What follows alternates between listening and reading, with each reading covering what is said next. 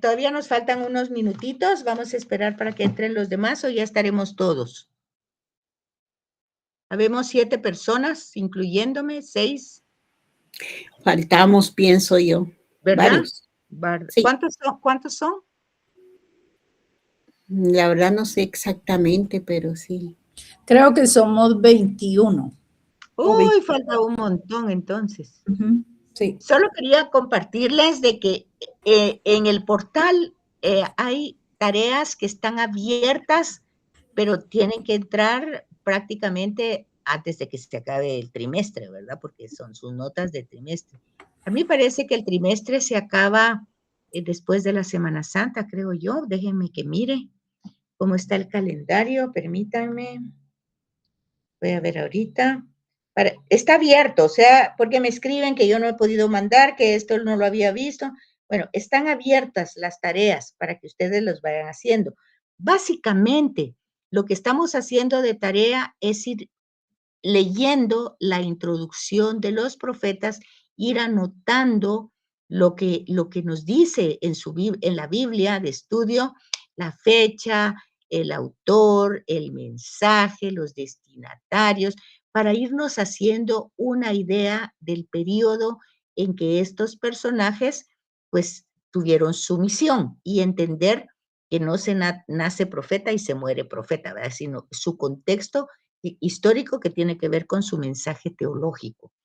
Y ese mensaje teológico también tiene un impacto en el Nuevo Testamento y tendría que tenerlo en nosotros también.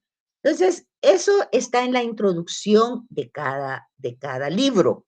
Y lo que he pedido cada semana es que vayan leyendo esas introducciones y poniendo, pues, fecha, autor, contexto histórico, mensaje teológico y pues los datos que les aparecen en la introducción.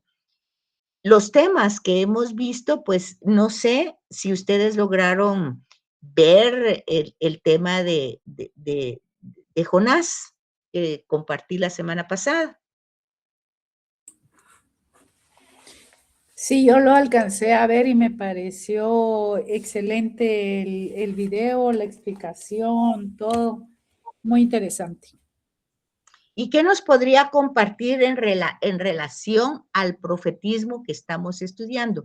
¿Qué fue lo que usted capta? Porque ahí fue dado como un retiro. Esto también puede darse en el diplomado de predicación. El retiro se puede volver una predicación, pero con toda la información que da el Padre Manuel, ¿qué es la información que sacamos entonces de profeta ahí cuando en el mismo video vemos y en el mismo libro, que apenas son 4 capítulos, ¿verdad?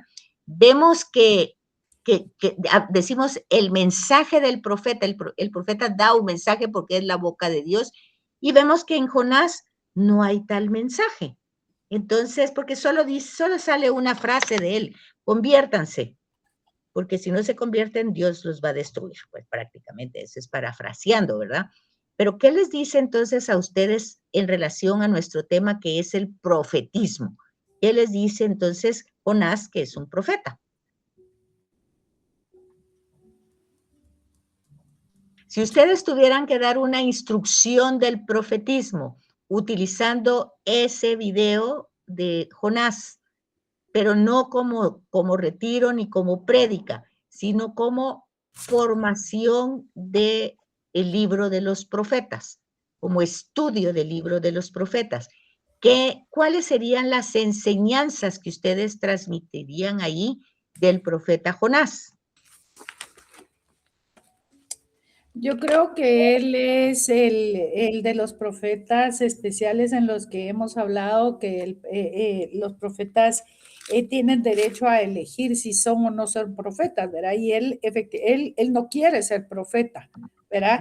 Tiene que pasar por ese escarmiento, por esas pruebas para tener que ser profeta o sí, ¿verdad?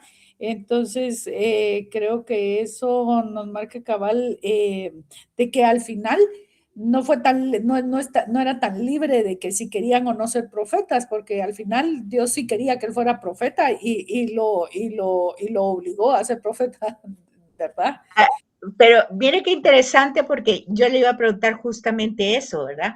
Que si existía la libertad de contestarle a Dios o no en el profetismo, y usted pues está diciendo, la postura que usted está tomando es decir, pues yo lo que veo es que no había libre albedrío, que Dios quería que fuera el profeta y pum, pum, pues que lo fue, porque donde manda capitán no manda marinero, Dios quiere y no. Sin embargo, ¿qué dicen los demás? ¿Están de acuerdo o habrá alguien que piense de una manera diferente? Entonces, ¿los designios de Dios son irrevocables? ¿En qué sentido? ¿En qué forma? Entonces no es libre la respuesta, porque fíjese que si no es, si es así como dice Roxana, estamos en serios problemas, porque todos los personajes, incluyendo a María, pues no podía decir que no. Si hubiera dicho que no, hubiera sido de cualquier manera, tenía que ser sí. Pero entonces nuestra teología se nos viene para abajo, porque se supone que el primer don que Dios nos da es la libertad para hacer el bien, y nosotros pues hacemos uso del libre albedrío, o sea, de la decisión si hacemos el bien o no. Ese es un tema para pensarlo, no quiero que lo miren tan en lo superficial, ¿sí, Héctor? Pero pienso yo que para la persona común y corriente sí existe el libre albedrío, como usted lo dice, en el de escoger si Dios, pero ante el llamado, como es una imposición de parte de Dios, porque es escogida la persona, no está escogiendo a cualquier persona como tal, sino que escoge a quien va a tener una respuesta, aunque este sea un poco perverso a la hora de aceptarlo. Bueno, ¿qué dicen los demás, verdad? ¿Qué será? Entonces, Dios se impone, cuando hemos dicho siempre que Dios propone y que no se impone, y ahora resulta que con Jonás vemos que Dios se impone. Licenciada, mi opinión es que según en esta libertad, pues para mí, en este llamado que Dios le hace a Jonás, le da así, lo vemos, estamos viendo de un punto como que si fuera una llamada, pues, pero obligada, ¿no? A aceptar este llamado a ser un profeta. Según mi punto de vista, pues leyendo el capítulo de Jonás, el libro de Jonás y lo del video, para mí que es una vocación, un llamado, pero una libertad razonada, donde Dios le pone ejemplos a Jonás, donde le dice, por ejemplo, cuando Jonás le dice, si tú sabías perfectamente que ibas a salvar a este pueblo, ¿por qué me envías a mí? ¿No? Y entonces Dios le responde, no tienes necesidad de enojarte, no tienes por qué enojarte. Y entonces Jonás se va, dice ahí en el libro, se va a la orilla del pueblo, del país, y hace una su chocita y Dios le hace crecer un árbol para darle sombra y todo esto. Luego al siguiente día hace que este árbol muera comido por gusanos y Jonás se vuelve a enojar y entonces ahí Dios lo hace razonar y le dice, si tú te enojas por un árbol al que tú no sembraste, al que tú no plantaste, y no tengo motivo yo de perdonar a mi pueblo. O sea, una libertad, pues un llamado razonado en cuanto él le dice, ve, que esto es así, pero que tenemos que tener misericordia. Hay que tener misericordia. Entonces lo está haciendo razonar en el ver que es cierto, nosotros no queremos, pero estamos viendo que si somos personas humanas, tenemos un sentido de la vida, del amor a la vida y de generosidad hacia los demás, también hasta humanamente podemos ver que los demás necesitan una segunda oportunidad y van a ser de nuestro corazón sin que nos obliguen a hacer las cosas. O sea, yo lo vi así. Muy bien visto, Carmen, muy bien visto, la felicito. Y es que vean lo que dijo, ¿verdad? ¿Cuál es su contexto? Desde la lectura del texto, o sea, ella siguió lineamientos, leyó el texto y vio el video. y lo que faltaba en uno lo complementó en otro y se fijó que no fue impuesto, que Dios ayuda a razonar, pero el tema no es aquí el profetismo. ¿Cuál es el tema que es aquí? Aquí Jonás es un profeta por la misión, pero el tema no es Jonás. ¿Cuál es el tema de Jonás? La misericordia de Dios hacia ese pueblo, ¿verdad? Para que Dios quiere que cambien, porque si no van a terminar destruidos. La salvación universal. La salvación. Licenciada, Dios, yo también siento que Dios tiene un propósito en la vida de Jonás y los planes de Dios siempre son mayores a los nuestros, ¿va? Y él es su instrumento. Ajá. Pero aquí hay varios temas muy importantes. Entonces, primero, para entender a Jonás, tenemos que entrarlo en el contexto del tema de la historia de la salvación. El proyecto de Dios desde siempre, desde que empieza Génesis, desde que empieza la creación, los Génesis son orígenes. Entonces, desde los orígenes, el proyecto, el designio de Dios es salvar a la humanidad, es decir, que la humanidad regrese a Él. Él es la fuente y el deseo es que todo lo que salió de Él, todo, el cosmos, todo regrese a Él, mucho más su creación humana, porque se encarna en un humano. Entonces, primero tenemos que ver como parte de la formación profética que el tema de Jonás, aunque se presenta como un profeta, nosotros nos podemos dar cuenta que ahí no hay oráculos, que ahí no hay visiones, que ahí no hay incluso mensaje, que lo único que dice él, y lo dice hasta así con los dientes apretados, ¿verdad? Que cambie porque Dios quiere que cambie, si no los va a castigar. O sea, que se convierta para evitar el castigo. Eso es lo único que hay.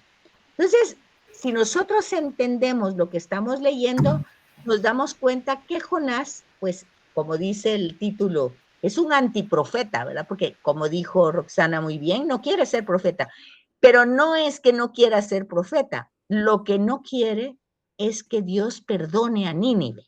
Él no quiere que Dios actúe con misericordia. Él no es que no crea en Dios, pero él no quiere que ese proyecto se lleve a cabo en esa ciudad. Él no quiere eso. Y será como aquellos que dicen, no, es que yo no voy a la iglesia porque yo no soy hipócrita. Ahí solo hipócritas van, yo no soy hipócrita, porque yo, ¿para qué voy a ir a hacer cara de santo si yo no soy santo? Entonces no voy, porque entonces Jonás es una cosa así. No, yo no les voy a decir a ellos que se conviertan, yo no quiero que se conviertan, yo quiero que los castiguen, que los destruyan, eso es lo que yo quiero. Para mí mejor si no se convierten. Entonces no les voy a ir a decir, yo no quiero ser hipócrita, ¿para qué les voy a ir a decir cosas que yo no creo? Pero es que a él se le olvidó que él está, de alguna manera, porque ahí tampoco nos dan la biografía de Jonás. ¿Quién es Jonás? Y aquí, por ejemplo, Héctor decía que Dios elige, él hacía una diferencia entre los elegidos como alguien especial, elige a los especiales, pero resulta que el texto bíblico nunca dice eso, que los electos sean especiales o diferentes, nunca dice quiénes son los especiales, no dicen cuál es su especialidad, no lo dice el texto, nunca. No se sabe por qué eligió a Abraham, por qué a Isaac, Jacob era un mentirosazo transero, no se sabe por qué, David fue terrible también, y así no se sabe, como algunos se saben datos biográficos, pero en general no se sabe. ¿Sí, Luz Marina? Bueno, disculpe, es que yo lo que entendí con respecto a la misión de Jonás, bueno, no era que no quería él que se salvara el pueblo, sino que yo lo que entendí es que era un Dios de misericordia y que sabía que lo que iba a decir no era cierto, por eso él no quería ir a decir nada, porque pensaba que Dios los iba a perdonar. Pero ¿cómo así? ¿Cómo así que lo que decía no era cierto? No comprendo. O sea, que Jonás sabía que si iba a decir a Nínive que el Señor los iba a destruir, Jonás sabía que Dios era un Dios de misericordia y que se podía arrepentir. Entonces ya no quería fracasar, o sea, yo lo que entendí es que no quería fracasar en esa misión porque, o sea, yo lo entendí así, no sé si lo entendí mal, por eso le pregunto. No es que, no. o sea, yo entiendo eso. Ya le comprendí. No quería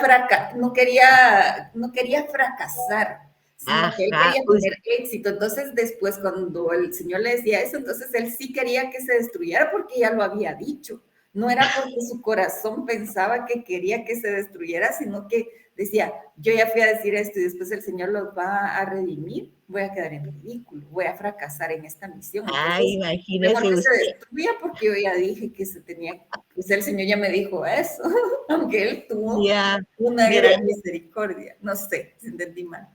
Bueno, no, lo que pasa es que por eso les decía, hay que poner el mensaje en el contexto de toda la historia de la salvación. Entonces, al final, Dios nunca quiere castigar a nadie, ni quiere que nadie se pierda, porque quiere que todos esa es su predestinación. Todos estamos predestinados a salvarnos, a regresar. Nos da todo tipo de herramientas para que lo hagamos. Y depende de nosotros si no queremos. Entonces, en este caso, este personaje, Jonás, tiene que informar cuál es la herramienta que Dios les va a dar para salvarse. Ahora, la postura que toma Luz Marina es como la de abogada del diablo, ¿verdad? O sea, defender a Jonás. Jonás es el profeta, entonces no puede estar equivocado. Hay que ver de dónde sale lo bueno de Jonás, porque si es profeta tiene que ser bueno y hay que ver cómo lo eso. Así. No, pero no. Jonás no quiere que el pueblo sea perdonado.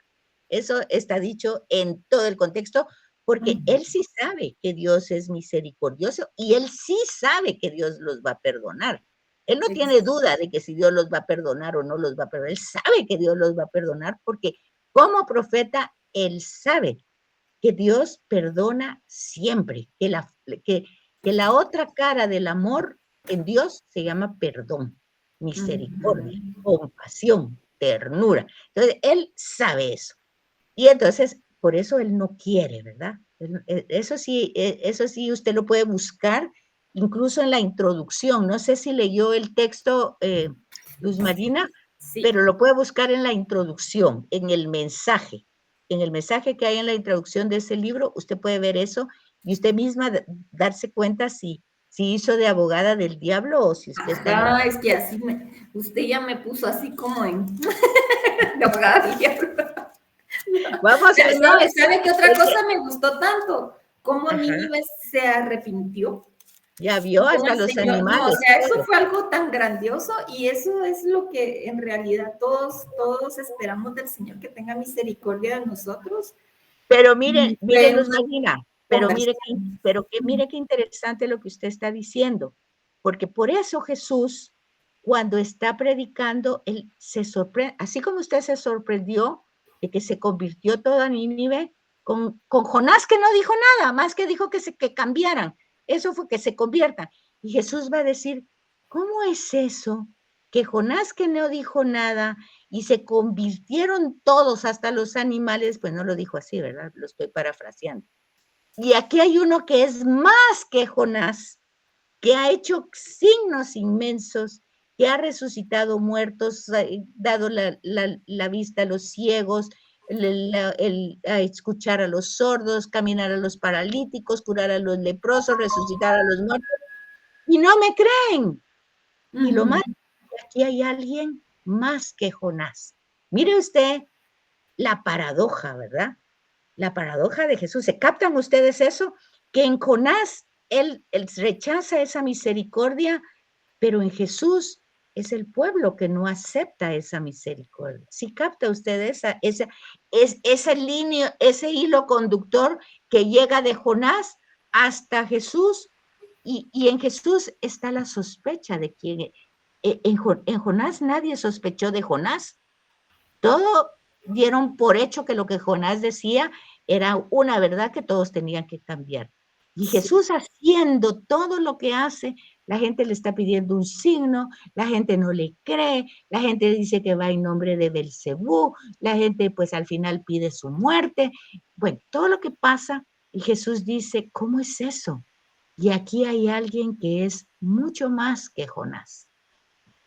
mire cómo el libro no queda cerrado, queda abierto para que nosotros sigamos caminando en la historia de la revelación, en la historia de la salvación, y nos demos cuenta la tragedia de nuestra humanidad, como teniendo muchas veces las evidencias ahí frente a nosotros, nosotros las rechazamos y las cerramos.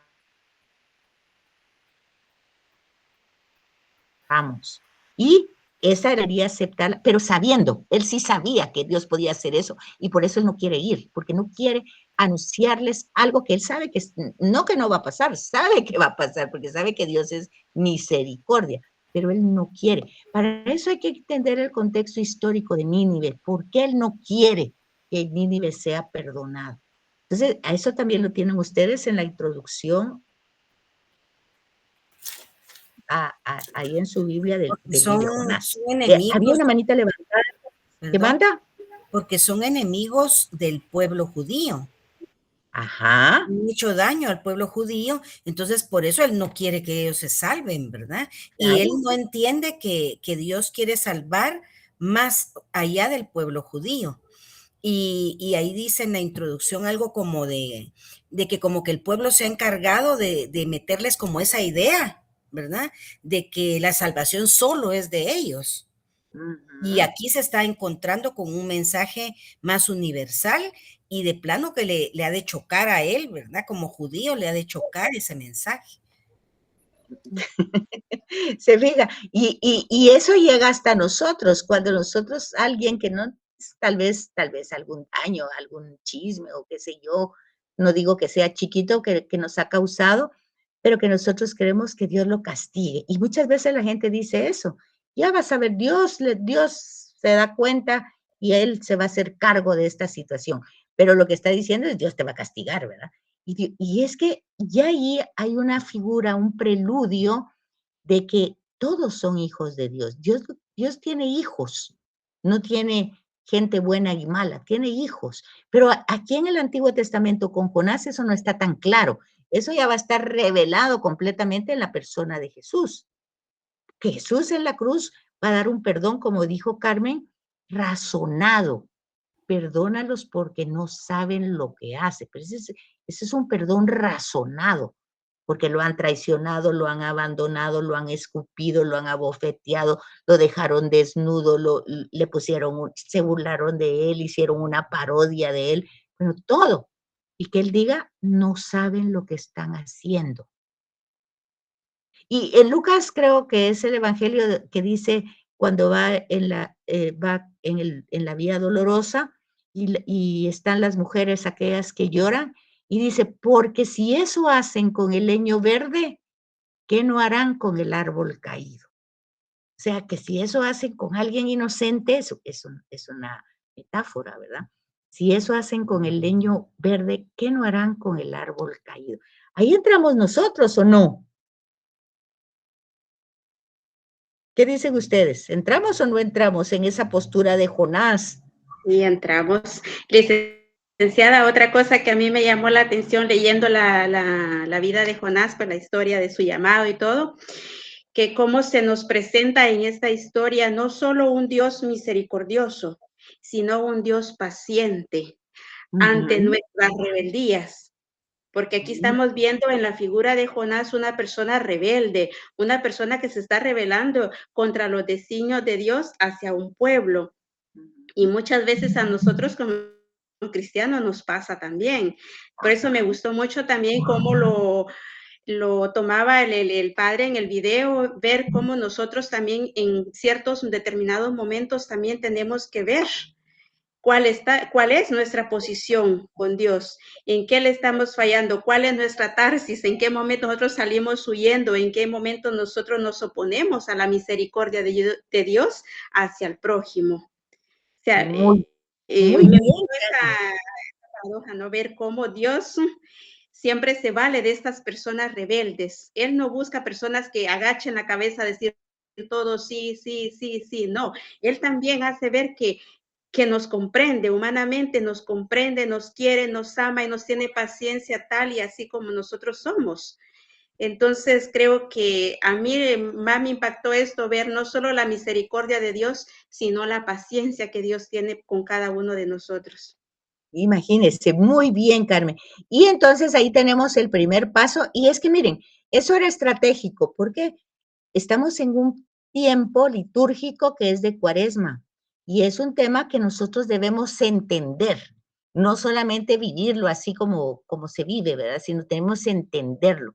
Y aquí el mismo profeta tuvo una conversión, y no una, tuvo varias conversiones. O sea, como dice Carmen, la paciencia de Dios ante este profeta, pero fíjense cómo son distintas formas de ver, porque Carmen lo ve como paciencia, pero pues Roxana y Héctor lo ve como algo obligado, ¿verdad? Como algo impuesto, porque se hizo lo que Dios quería y Dios buscó. Fíjense cómo son distintos enfoques. Pero por eso nosotros tenemos que tener muy claro el tema contexto. Y el tema que viene desde Génesis es la historia de la salvación. Lo que significa es que la voluntad de Dios, su voluntad, es que toda creación, toda criatura vuelva a Él. En especial el ser humano, porque el mismo Dios se ha encarnado en un ser humano para darse a conocer con mayor plenitud. Y el tema de la transfiguración hace ver que lo que Jesús nos transmite no son normas ni morales ni imposiciones, sino es un camino. Yo soy el camino, la verdad y la vida para retornar al Padre. Entonces no podemos, si nosotros tenemos que volver a leerlo muchas veces y ver otra vez el video para darnos cuenta por nosotros mismos si la imagen que tenemos de Dios es alguien que realmente se impone, ¿verdad? A la fuerza. Yo en lo personal pienso que no hay tal imposición, que sí tenemos libertad de rechazarlo. Incluso el pecado es eso. Cuando nosotros pecamos, justamente en el texto bíblico es un rechazo al amor de Dios. Entonces no se impone. Igual que el hijo pródigo. O sea, la parábola del hijo pródigo es que el hijo quiso irse lejos del padre, no quiso estar con el padre, lo más lejos posible. Y el padre no se impuso. El padre le dio todo lo que pidió, la herencia y todo lo demás, y el otro se fue a despilfarrar todo. Pero cuando tuvo las consecuencias de ese despilfarro, ¿verdad? Y estaba viviendo como cerdo y comiendo con los cerdos, pues entonces pensó, razonó. No fue obligado, fue su propia necesidad razonada, que dijo, ¿por qué estoy haciendo aquí? Si en la casa de mi papá hasta los sirvientes comen mejor, ¿por qué voy a estar aquí? Entonces, aunque no había dolor, no había contrición, no había dolor por el dolor que le causó al padre, sino que estaba dolido por él mismo, por la situación que es mucho egoísmo, ¿verdad? Estaba pensando en sí mismo, en su situación, y en aprovecharse de la condición del padre, pero al padre no le importó eso. Lo que le importó es que regresó, aunque regresó sin dolor, sin atricción, o sea, la palabra es atricción, sin dolor.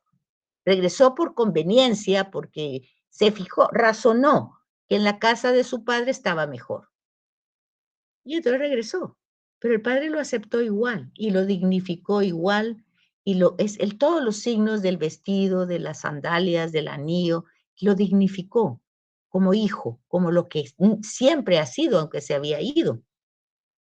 Entonces yo no veo, pero para eso tengo que ver no solo el texto de Jonás, que son solo 4 capítulos, imagínense cuántos capítulos hay en todos los libros. No me puedo quedar solo con Jonás, tengo que verlo en una visión más panorámica, como que estoy viendo pues un gran mosaico y no quedarme solo en un pequeño colorcito, sino ver todo, alejándome más para tener una visión más completa, no tan miope, solo en un lugar.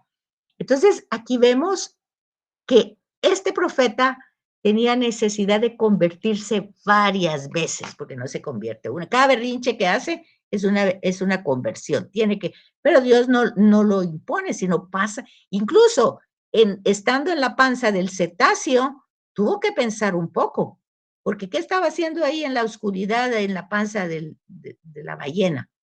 Pues pensando, ¿qué estoy haciendo aquí? En lugar de irle a decir a los ninivitas que cambien, ¿verdad? Tal vez estaba metido en la panza de ese animal. Entonces, para ver el tema del profetismo, nosotros primero tenemos que darnos cuenta que no son personas tan especiales. ¿Y por qué no? Porque, fíjense, una cosa, y tal vez no lo van a creer, pero les cuento que por el bautismo, que es un sacramento, nosotros somos elegidos. Y tal vez sí tiene razón Héctor, porque tal vez somos especiales, pero somos especiales en la forma general, ¿verdad? Porque somos como todo el mundo, no somos mejores. Pero para Dios siempre somos especiales. Es como aquella mamá, ¿verdad? Que tiene hijos de 50 y le sigue diciendo nenitos, ¿verdad? Son especiales, son sus bebés, son sus bebesaurios. Ahí están, ¿verdad? Son chiquitos para ella. Son ¿cómo se llama? ¿Cómo se llama lo del ombligo? ¿Cómo se llama ese no es hilo, ¿cómo se llama? El intestino. El cordón umbilical. El cordón, ese cordón pues nunca se quita, ahí anda por siempre, aunque sea invisible, pero ahí anda por todos lados. Entonces igual es Dios con sus hijos. No importa a dónde se fueron, como Él lo único que quiere es que regresen y que regresen. Ya Él se encargará de demostrarles su amor. Fíjense qué bonito. Muy diferente a decir que nos va a amar si primero nos convertimos. Yo creo que nosotros primero llegamos a Él de la forma que lleguemos y Él se encarga de demostrar quién es Él. Pero son distintas posturas que se respetan, pero ustedes tienen que ir descubriendo a través del profeta la verdadera imagen de Dios que quiere transmitir al pueblo, porque los profetas son eso, son la voz de Dios, la boca de Dios que quieren llevar un mensaje a una población que ha roto la alianza. O sea, el contexto de toda la historia de la salvación es la ruptura de la alianza, porque son su pueblo, pero no están viviendo como su pueblo, porque son sus hijos, pero no están viviendo como sus hijos. Uno se va, el otro se queda, pero igual no lo reconocen como padre. Y ahí tenemos a Jesús que sí lo reconoce como padre. ¿Y hasta dónde llega? Hasta decir, a mí nadie me quita la vida, yo la doy por ese proyecto de salvación del Padre, por ese amor al Padre, que justamente tiene que ver con el amor hacia nosotros, no es aislado del Padre, que es un tema que le falta a Jonás. Jonás puede creer mucho en Dios, puede incluso creer en su proyecto, pero es un poco como Mafalda, ¿verdad? Yo quiero mucho a la humanidad, pero no soporto al prójimo. Entonces, en general puedo amar a la humanidad, pero ya cuando tengo al prójimo, al próximo, pues ese ya huele mal, me cae mal, hace esto, hace el otro. Entonces hay una resistencia. Algo así está Jonás, ¿verdad? Y Jesús pues no es así. Jesús justamente es el samaritano, el próximo. El próximo. ¿Quién es el próximo? Es la pregunta. ¿Quién es el prójimo? Pues el que se acerca, no es el que está sufriendo, es el que se acerca al que está sufriendo. Y eso no lo tiene Jonás. Entonces por eso Jesús dice, aquí hay uno más que Jonás. No solo porque es Dios, ¿verdad? Sino porque humanamente está cercano ante el sufrimiento y el dolor. Y no interesa solamente la curación física de la ceguera o de la lepra o de la parálisis, sino que la conversión del corazón. Por eso hay una cita donde le bajan aquel paralítico que le llevan 4 personas y que quitan el techo para bajarlo, y Jesús primero lo cura internamente y después le dice, toma tu camilla, ¿verdad? Y camina. Pero ahí es donde nosotros entendemos cuál es la pedagogía de Dios en relación al profeta. El profeta debe ir justamente a llevar el mensaje de misericordia y de salvación a los hijos de Dios, ¿verdad? Pero el mismo profeta necesitará muchas veces convertirse, cambiar. Pero eso va para todos, va para el Papa, va para los cardenales, va para los obispos. O sea, el tema de la Cuaresma es un tema de conversión para todos. No hay nadie que diga yo no tengo nada de qué convertirme. ¿Sí, Héctor? Sí, licenciada, disculpe.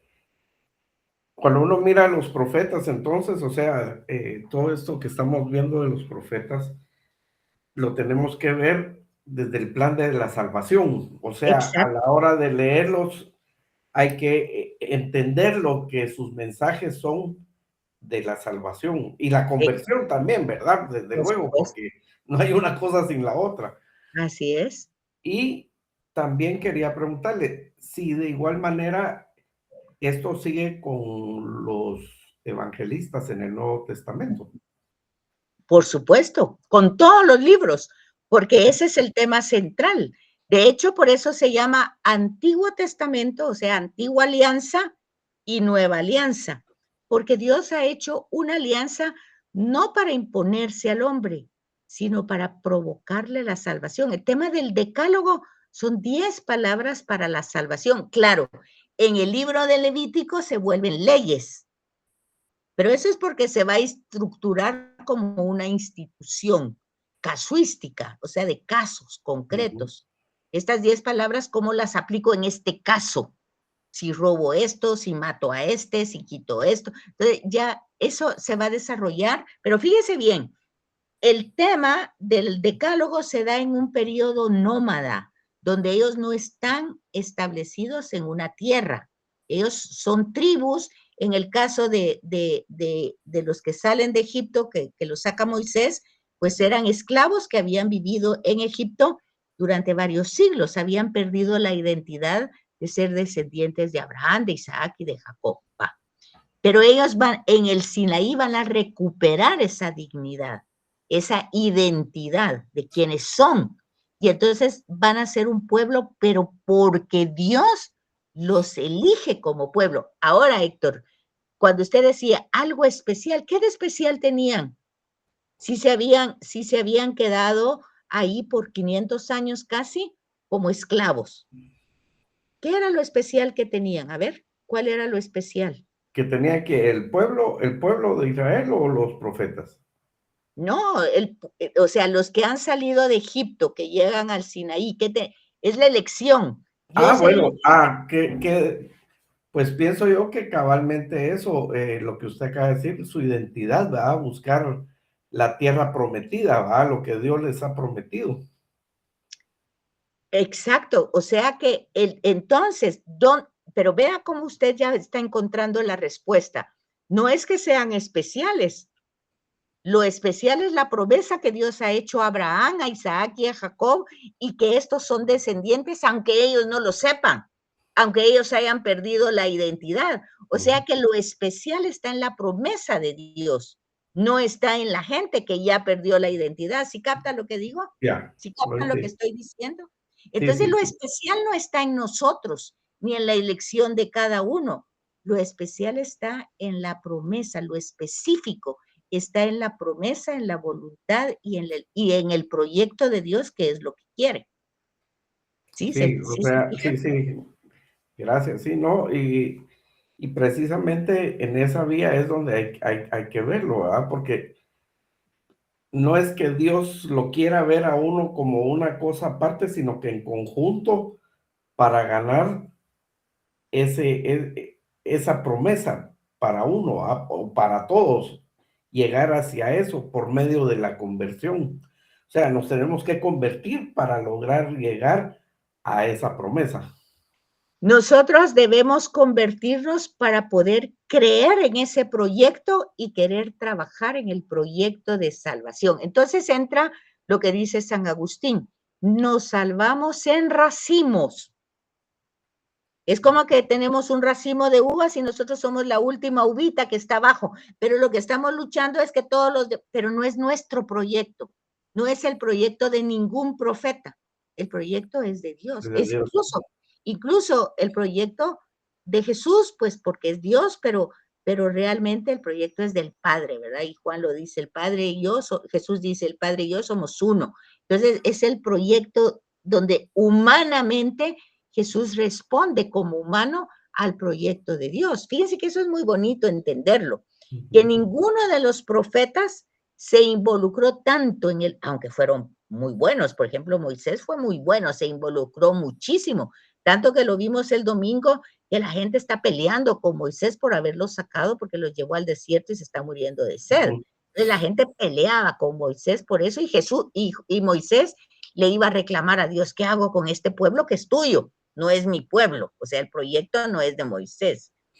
Y Pero se puede ver como a Moisés como un intercesor del pueblo ante Dios. por supuesto, como un profeta. De hecho, se ve como un profeta, como un mediador, aunque no tiene nada escrito. Ya dijimos que había muchos profetas en el Antiguo que no dejaron nada escrito. Pero el hecho es entonces que nosotros entendamos que el profetismo es un movimiento que estaba en Medio Oriente, en muchos lugares, pero en Israel específicamente no es un adivino, no es un moralista, sino es una persona que ante la elección que Dios hace se siente incómoda. Y en el caso de Jonás, más que incómodo, no quiere hacer este trabajo. Pero los otros también le van a poner resistencia a Dios. Moisés va a decir: yo soy tartamudo, no puedo hacer esto. Y otros van a decir: yo estoy viejo, otros van a decir: yo soy pecador. Todo. Por eso el trabajo que tienen ahorita para hacer es buscar las vocaciones, la elección. La vocación es la elección. Cuando Yahvé elige a uno, y se van a dar cuenta que ninguno de ellos tiene una cualidad específica para ser elegido. Es el libre albedrío de Dios, el amor de Dios que lo elige para el proyecto. Pero lo bonito de esto es la disponibilidad de este personaje. Con Jonás vimos que su disponibilidad estaba totalmente atrofiada. Él no quería. Él estaba no. Y entonces Dios, como dijo Carmen, tiene una paciencia, una pedagogía de irle enseñando. No lo está castigando. La primera conversión de Jonás es en el barco, cuando todos se dan cuenta de que hay algo malo que está ahí. Ahí entró algo ponzoñoso que está afectando esta realidad. Y él reconoce que es él, porque nadie se hubiera dado cuenta si él no dice nada. Él estaba durmiendo tranquilo, de que se iba lejísimos, igual que el hijo pródigo, lejos del padre. Pero ahí es su primera conversión. La segunda conversión es cuando está en la panza del cetáceo. Y luego así va progresivamente, como decía Carmen, y luego cuando Dios, en el diálogo que le hace razonar: ¿por qué te enojas tanto? Si realmente no has hecho nada por ellos, y al final así pasa con todo. ¿Por qué nos enojamos porque aquel sea de esta manera o de otra manera? Al final son personas que son hijos de Dios y Él sabrá cómo es su proyecto y su proceso con ellos. Pero ese tipo de temas es para que ustedes vayan tratando de hacer un cuadro comparativo de lo que van viendo, lo que van sacando de cada profeta. Ya les puse yo ahí fecha, autor, mensaje, todo lo que tiene de la introducción de cada libro, de los que no son muchos. Ir comparando cómo cada uno pone sus razones por las cuales no quiere trabajar en ese proyecto. Pero de alguna manera Dios dice: yo voy a estar ahí, Dios purifica, Dios ayuda, y con Jonás pues se muestra su paciencia, su lentitud para que de Jonás de comprender, pero la cercanía de Dios, también de tratarlo como un hijo amado que quiere que trabaje en este proyecto. Pero lo que le interesa no solamente es la conversión de Nínive, también la conversión de Jonás. Entonces, eso no se ve tan claro en los otros profetas, pero en Jonás sí se ve con mucha claridad. Este es un ser humano como cualquier humano que está totalmente molesto por todo lo que ha hecho con su pueblo Nínive, y por lo tanto quiere que sea castigado o destruido. Y Dios tiene otro proyecto. Por eso va a decir en los Salmos: tus planes no son como tus planes, ni tu tiempo es como mi tiempo. O sea, son otros proyectos, es otra manera. Y luego nos pasamos con Jesús y vemos que Jesús sincroniza, empatiza con el proyecto del Padre, con el Padre mismo, Y entonces vamos viendo cómo evoluciona y las personas que lo siguen, ¿verdad? Bueno, pues ahí miren ustedes los trabajitos que van teniendo como tareas, vayan viendo sus introducciones, vayan ustedes, porque acuérdense que el periodo es muy corto, no podemos, Licenciada, ¿qué manda? fíjese que no tenemos la siguiente clase, así que puede seguir. Ah, ¿de veras?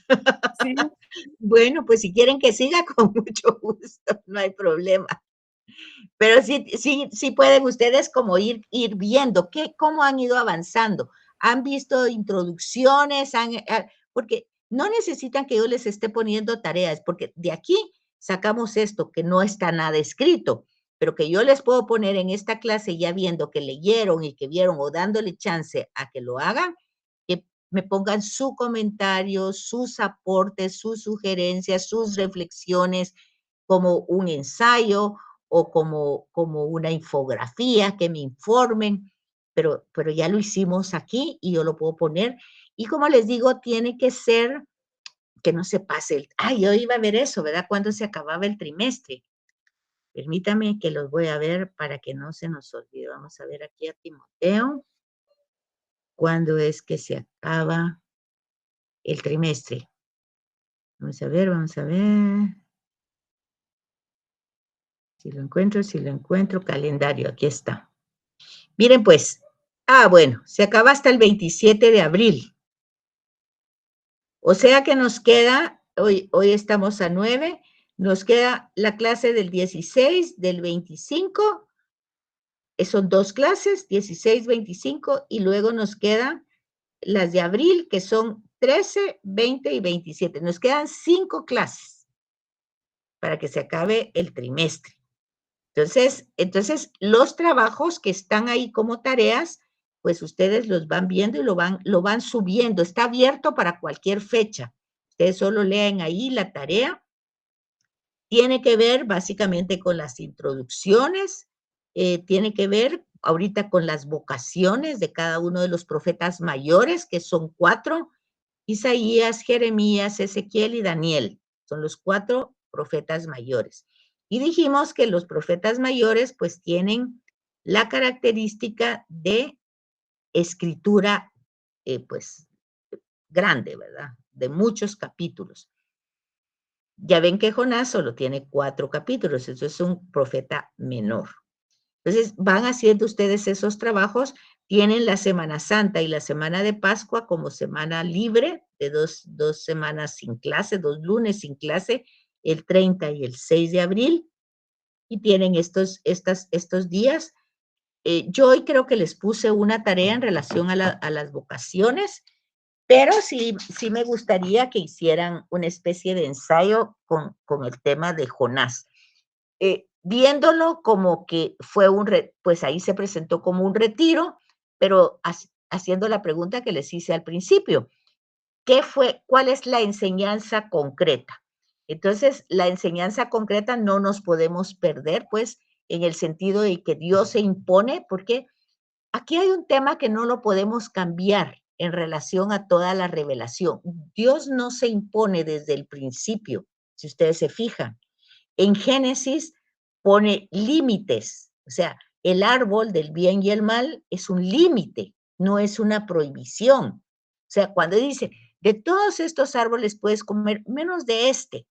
Si nosotros lo entendemos como una prohibición impuesta, pues no hemos reconocido la revelación de Dios, que ha creado todo por amor, y que en todo el tema anterior a decir esto de este árbol no comeréis,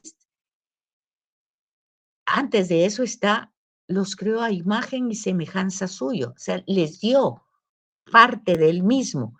Y en Génesis 2, que es una narración, dice, insufló en sus narices aliento de vida, o sea, le dio parte de sí mismo a ese muñeco que había hecho de tierra. Entonces, ahí hay una revelación. Dios es amor y quiere lo mejor para el ser humano. Cuando ya está creado todo en Génesis 1, lo coloca en el paraíso. Y en Génesis 2, igual, lo construye con él, pero cuando ya está todo, pues quiere que sea feliz y perfecto, pero tiene límites.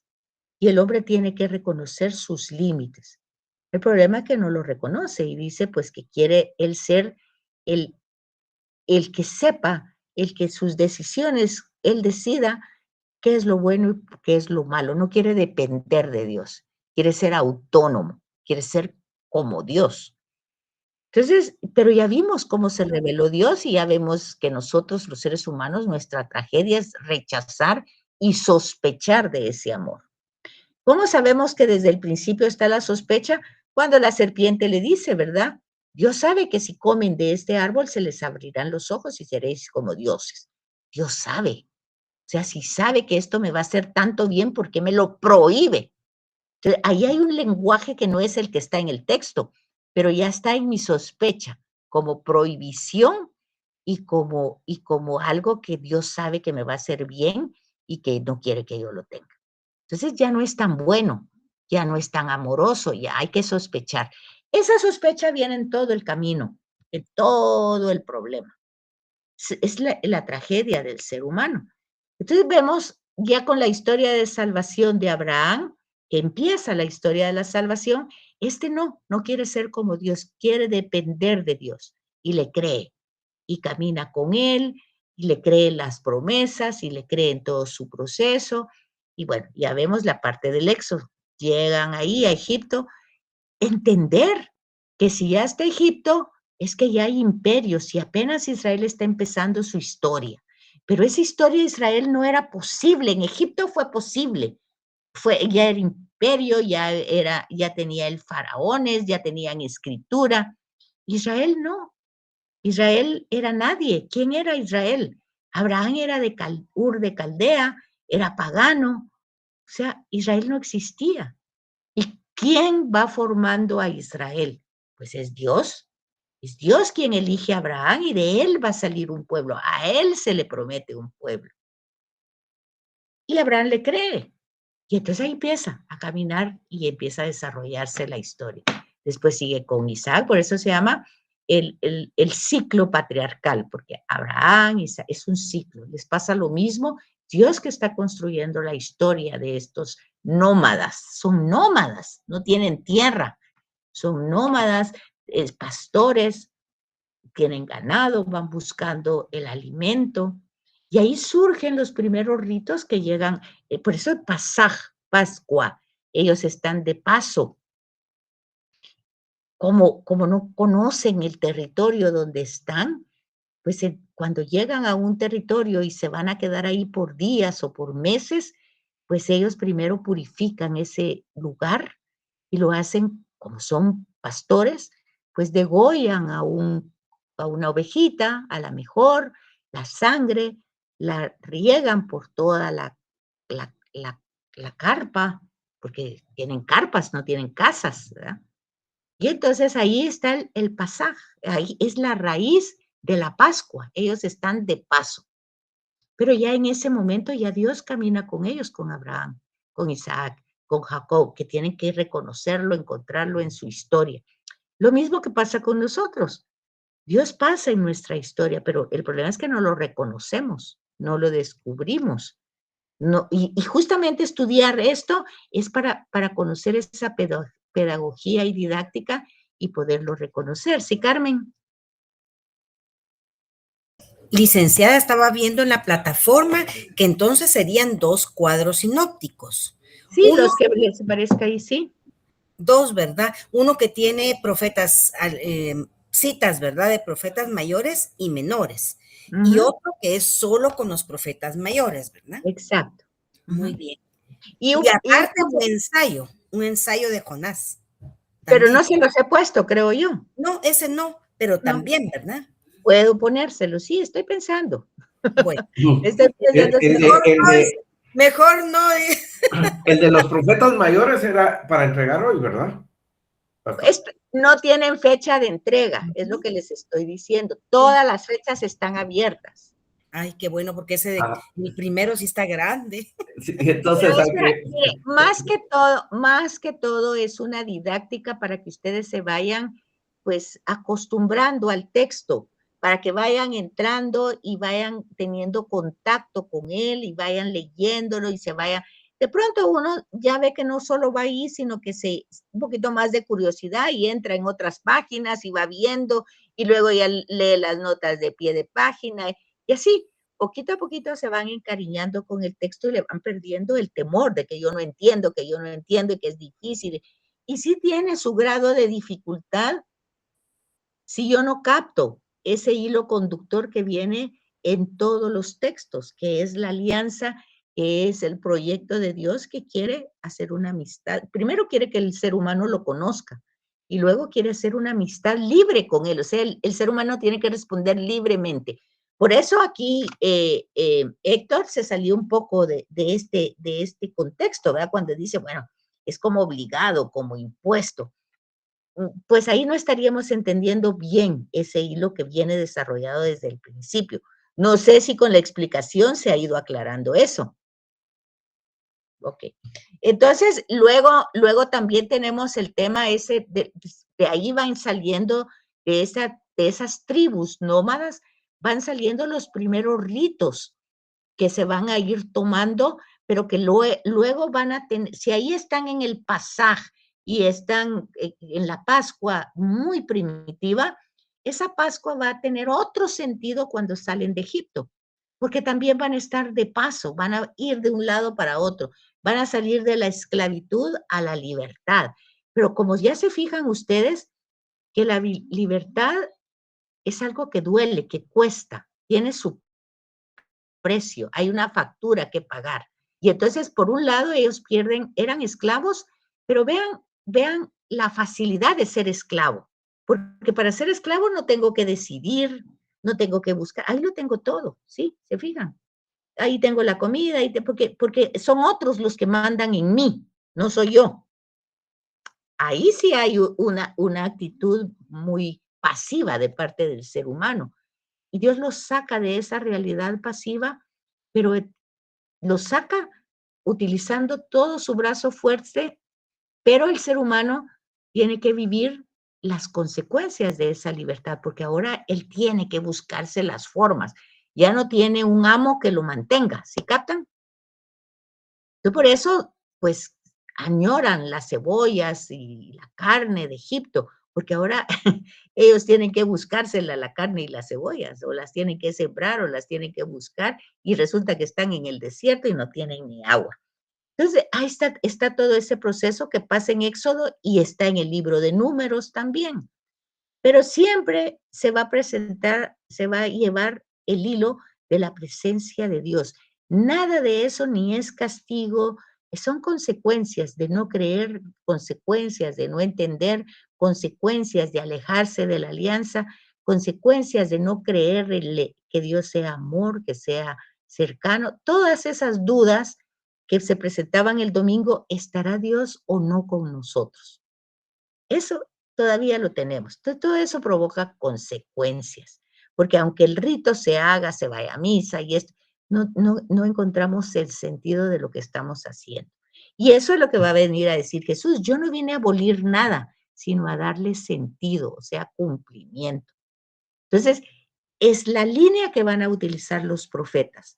Ya el pueblo establecido en una tierra, pues ya tiene una monarquía, ya tiene pues a los profetas que van dirigiendo al monarca, porque el monarca constantemente se contamina con los otros monarcas y quiere ser dueño, señor, y el monarca en Israel no puede ser eso, porque ya hay un monarca, ya hay un rey, ya hay un dueño, ya hay un señor. El monarca solo puede ser administrador.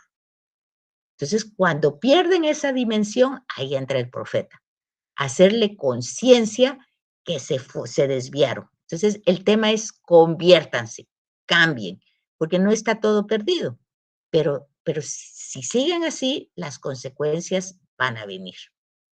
Y entonces ahí tenemos el tema que hablamos la vez pasada, Isaías, Jeremías, Ezequiel, que están en un contexto ya donde el reino va a terminar.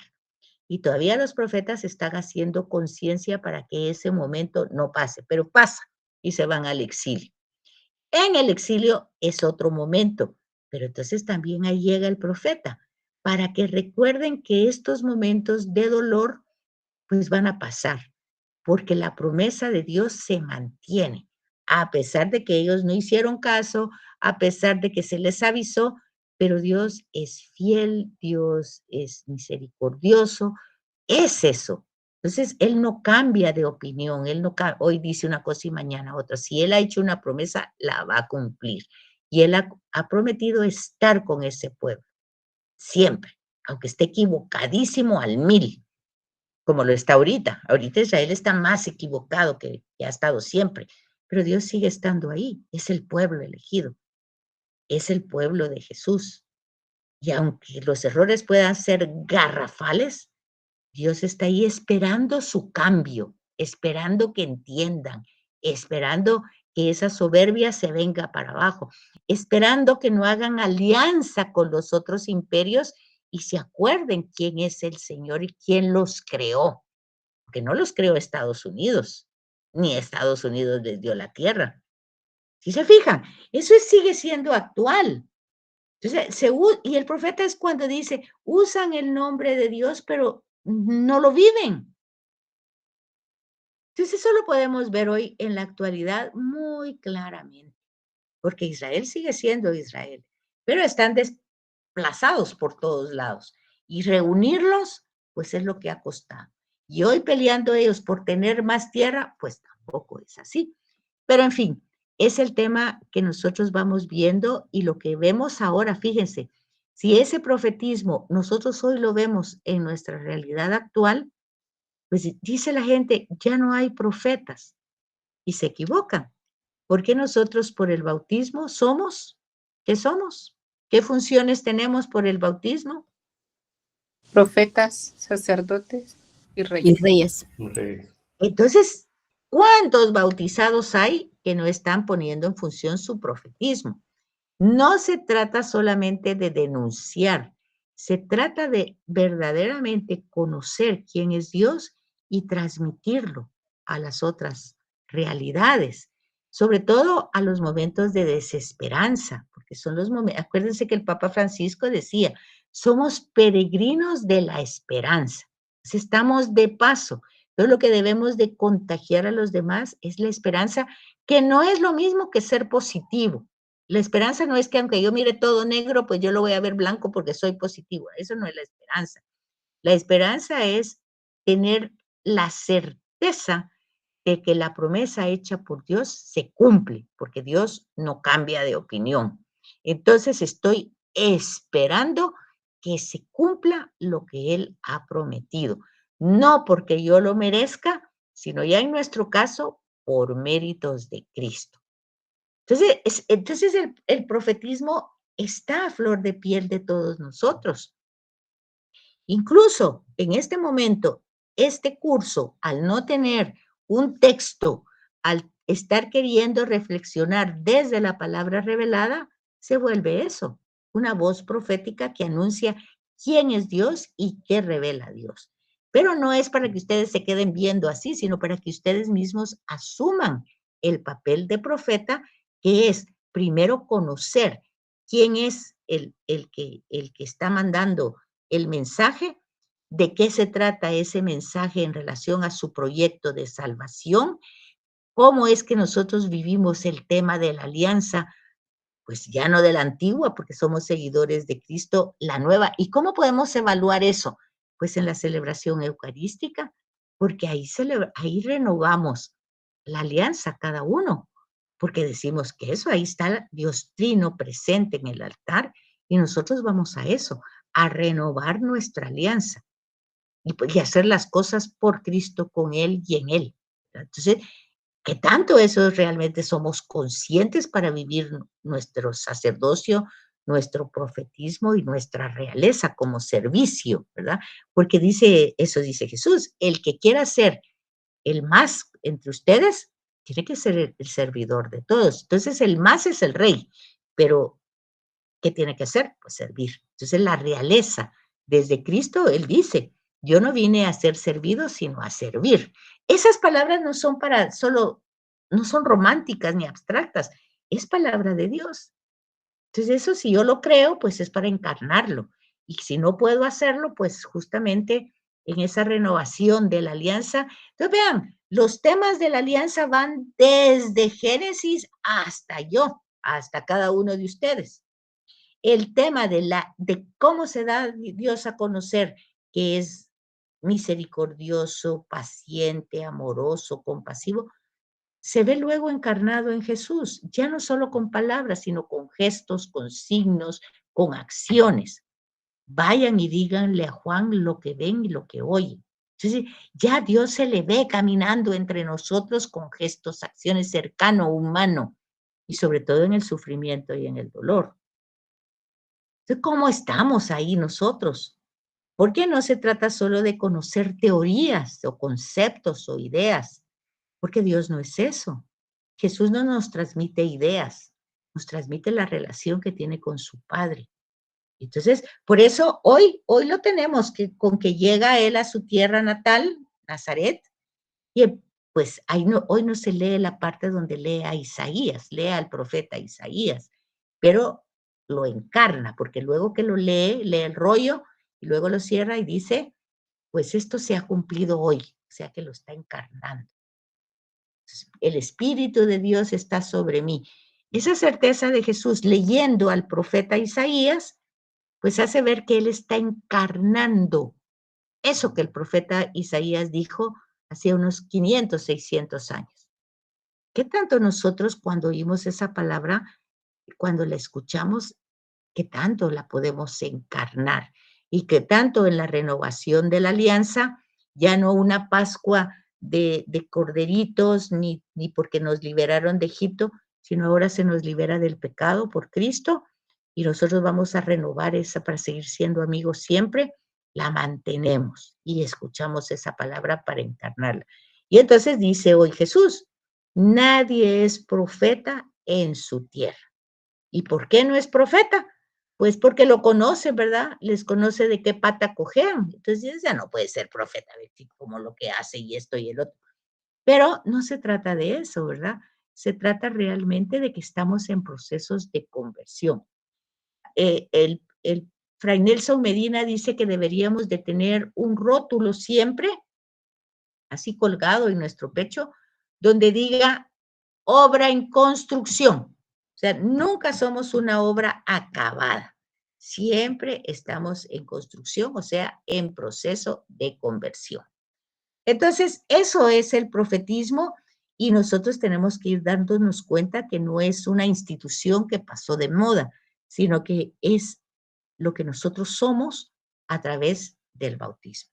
Y es algo que debemos de ir creando conciencia y de ir desarrollándolo, pero con esa visión, así como dijimos, de un mosaico donde hay muchos colores, muchas figuras, y nosotros no nos podemos quedar solo en una, sino tenemos que tener una visión en conjunto o de conjunto.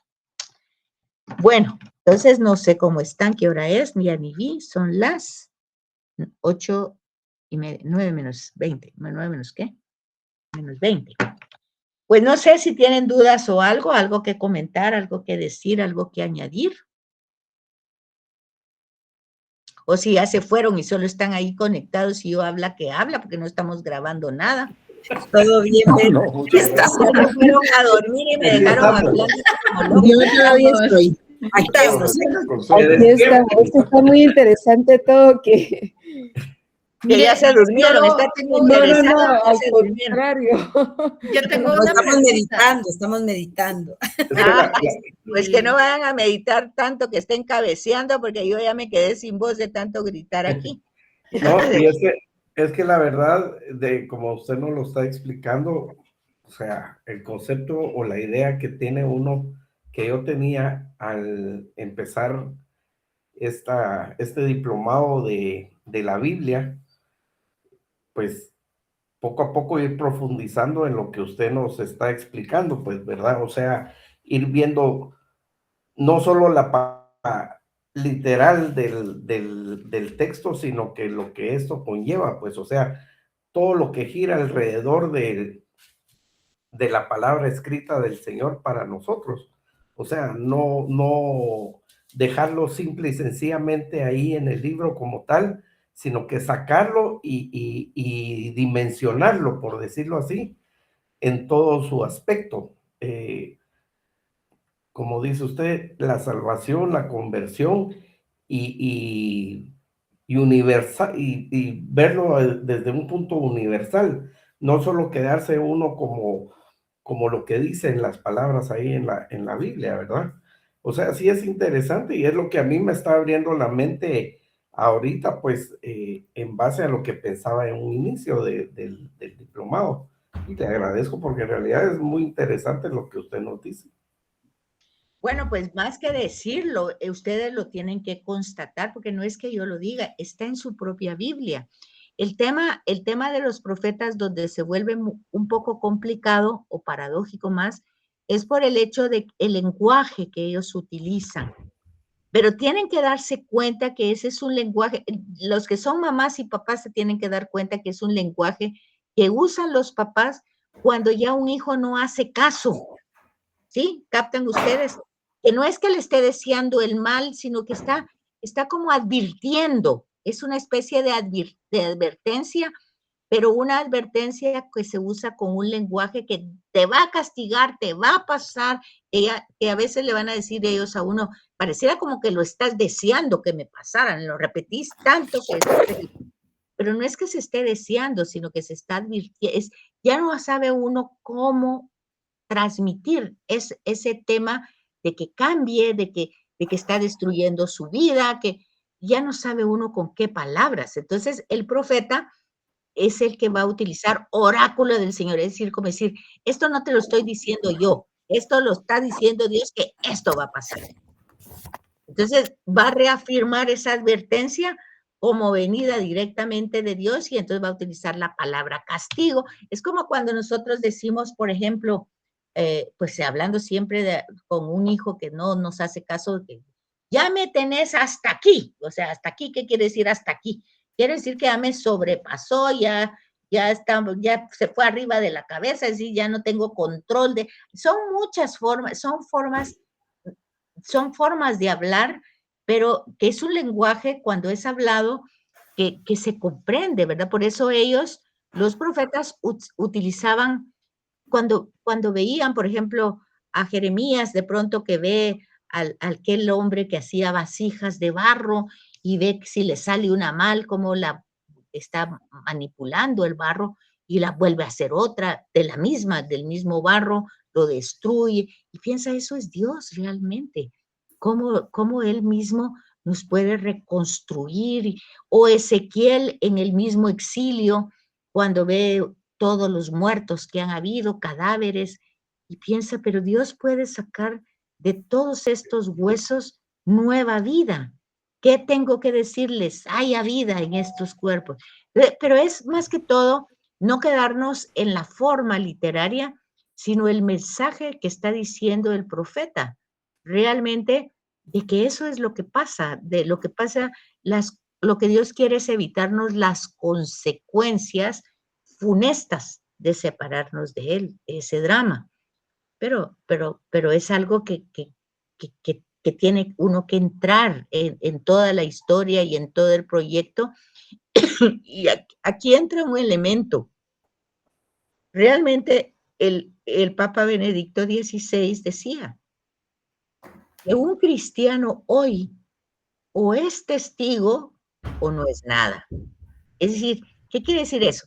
Quiere decir que todo esto que nosotros vemos en la historia de la salvación y en toda la forma como actúa cada figura, o sea, cada personaje, que es una figura que después va a estar asumida totalmente por Jesús.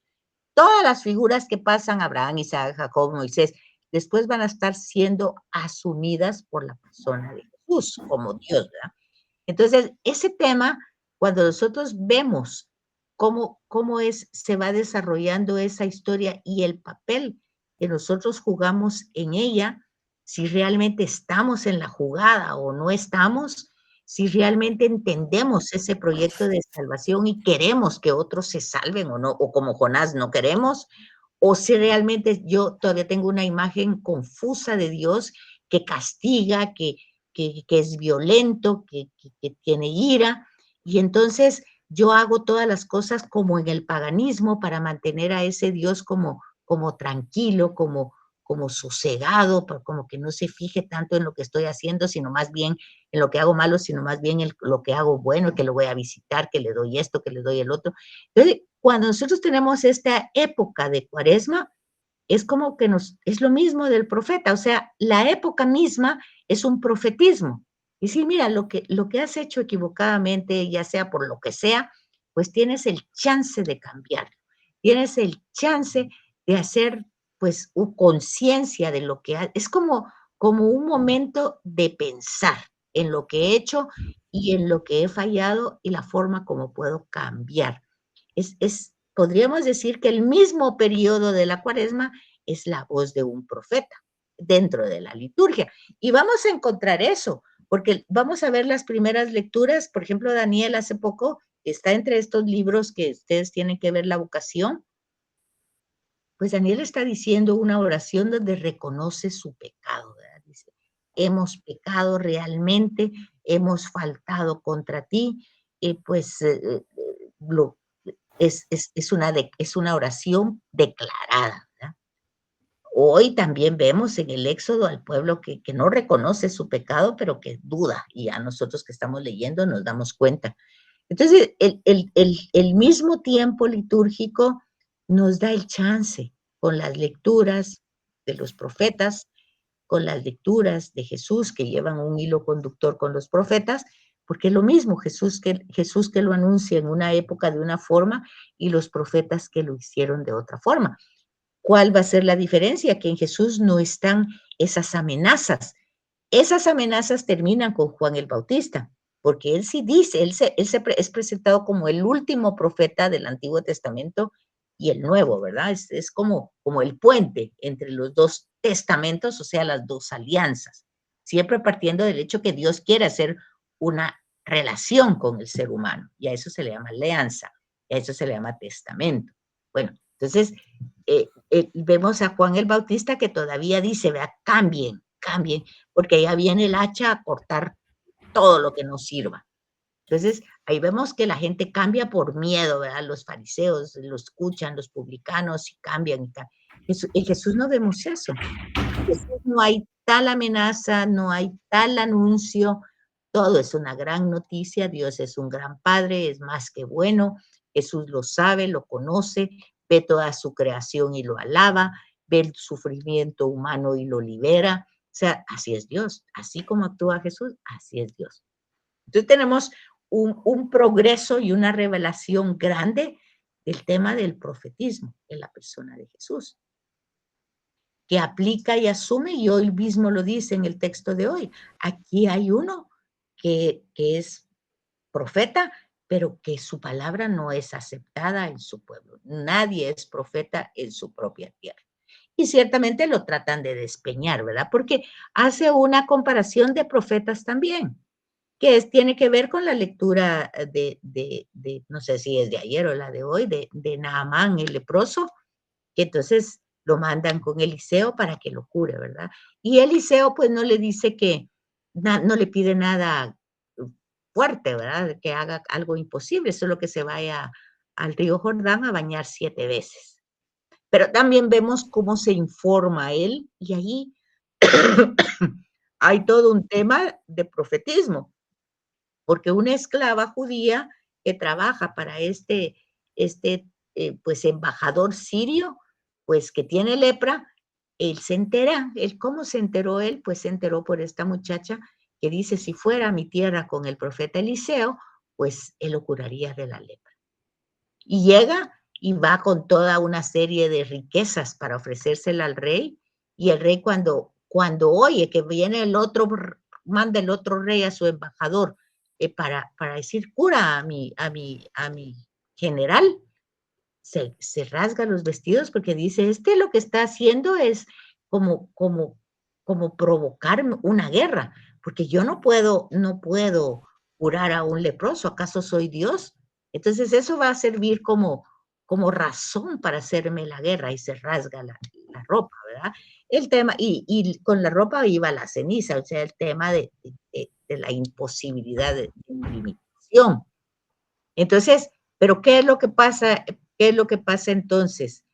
Que llega el profeta, el mismo profeta, y dice, ¿por qué te rasgaste? Tú dile que vaya allá con Eliseo y que ahí él le va a decir y lo va a curar, Eliseo lo va a curar, porque actúa en lugar de Dios. Y lo mandan, y Eliseo pues ni sale, él como era un personaje hubiera querido todo, la atención de un personaje, pero Eliseo lo trata como cualquier ser humano enfermo. Anda al Nilo, al Jordán y te bañas 7 veces. Y luego el otro dice, pero ¿y cómo el Jordán? ¿Y acaso el Jordán es más importante que cualquier río en Siria? Y no lo quiere hacer. Al fin lo hace y queda limpio, ¿verdad? Pero la importancia del texto no es tanto que se limpió, es que este pagano cree y se dan cuenta que Yahvé es el único Dios y él viene de un lugar pagano. Entonces el punto es reconocer a ese ser, reconocer a ese Dios. Y entonces luego el pasaje entra con Jesús en su tierra, que no lo reconocen. ¿Cómo este pagano sí pudo reconocerlo? Y Jesús ha hecho tantas cosas, ha dicho tantas cosas, y no lo reconoce. Es el mismo tema, si ustedes se dan cuenta. Solo que va a estar narrado ese mismo tema de distintas maneras, o sea, con distintas formas literarias y en distintas circunstancias históricas. Pero lo único que quieren es remachar cómo es que actúa Dios, qué es lo que hace Dios, cómo es la pedagogía de Dios, cómo es la didáctica de Dios. ¿Para qué? Para que nosotros la descubramos y lo reconozcamos en nuestra propia historia. Así es que para que ya no sigan durmiendo, aquí los dejo porque faltan 8 minutos para que sean las 9 y ya me quedé sin voz. Solo si tienen alguna otra pregunta o algo más. ¿Sí, Héctor? Una pregunta, mire, en relación a la última tarea, que había que poner, creo yo, una comparación de los 4 profetas. Era, a ver, por aquí lo tenía, es que era una pregunta. No sé si lo capté bien, que era...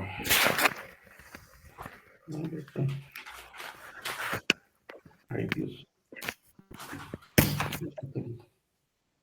Así, ¿qué es la relación a sus tiempos y sus mensajes?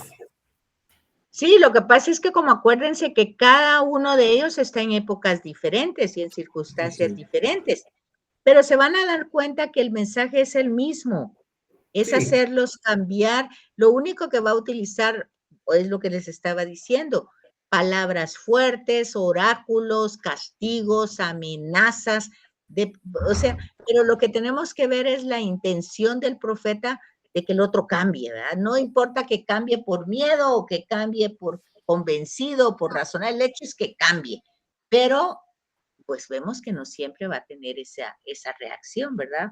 Porque ya de pronto va a haber un pasaje donde Dios dice, bueno, este pueblo ya me tiene cansado, ¿verdad? Porque es muy duro de corazón. Entonces ya lo voy a dejar. Y el que quiera oír, que oiga, y el que no, pues que no. Y Jesús va a utilizar esas palabras. Entonces, cuando se dice comparar, ¿con qué van a comparar? Pues van a comparar con los mismos profetas de la época, porque son profetas de distinta época, pues cómo actúan de forma que tiene que ver con la circunstancia histórica, pero lo que va a cambiar es la circunstancia histórica y tal vez un poquito el lenguaje, tal vez, pero el mensaje va a ser el mismo. Y eso es lo que yo quiero que ustedes noten en la comparación, que cambia la historia, cambia el lenguaje, cambia el contexto, pero no cambia el mensaje, porque el mensaje es el mismo. Solo que a veces lo que sí va a cambiar un poco es el lenguaje, muy amenazante, muy duro, de mucha destrucción, de mucho castigo. Va a utilizar esas palabras, pero esas palabras nosotros lo tenemos que entender como un recurso. Y por eso les ponía el ejemplo anterior de los papás cuando los hijos no hacen caso, que lo utilizan como un recurso, te voy a quitar esto, te voy a hacer lo otro, ya no hay cómo amenazar para que cambie, pero lo que se busca es el cambio. ¿Para qué? A la alianza, o sea, para el encuentro otra vez con Dios. O sea, el tema es el mismo, se va en toda Sagrada Escritura y en Jesús también. Bueno, Gracias. entonces, no sé si alguien más levantó la mano.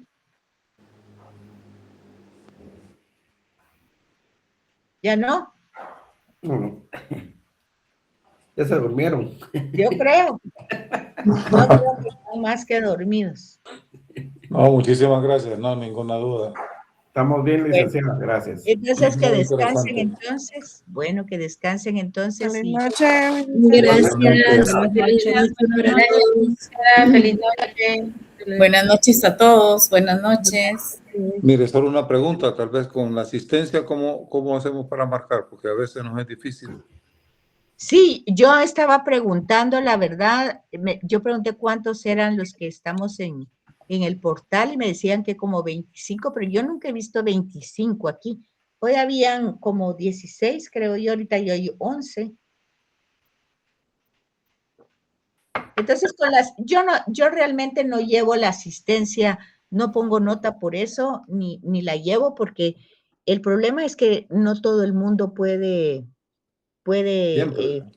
sí, no puede siempre, por el tema del tráfico, por el tema del trabajo, por muchas razones.